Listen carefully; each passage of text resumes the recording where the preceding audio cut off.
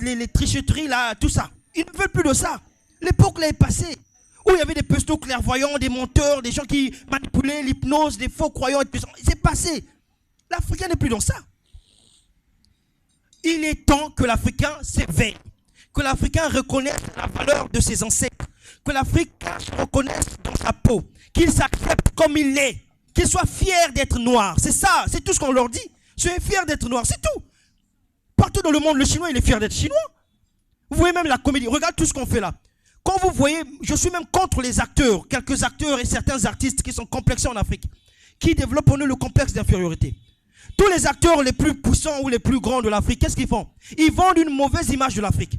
Nollywood, une grande maison de production. On montre toujours une Afrique remplie de sorcellerie, une Afrique avec les mauvaises traditions, qu'il faut condamner les coutumes, avec les interprètes qui disent « Foboti Kabokoko ». C'est des histoires. Mais regardez Hollywood, qu'est-ce que Hollywood fait?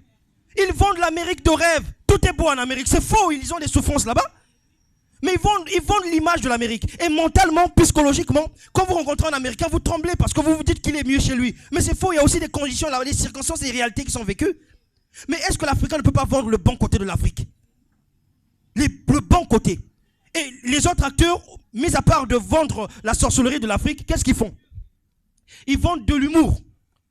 De l'humour qui n'est pas instructif. Vous voyez? Je préfère quand même avoir un comédien qui est en face de moi, ah, je salue Geste qui est là, qui me fera rire, que de rencontrer un acteur de profession qui condamne la tradition de l'Afrique.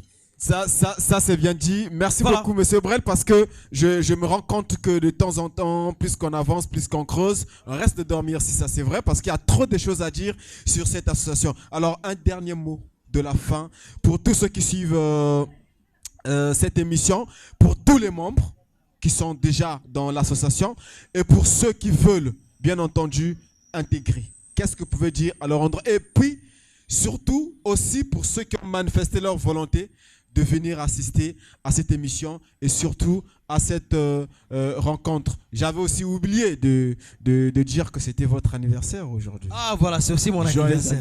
Voilà, non, il faudrait dire ma 3e phase d'anniversaire. Ah, 3e phase d'anniversaire. Voilà. C'est pareil, c'est pas grave.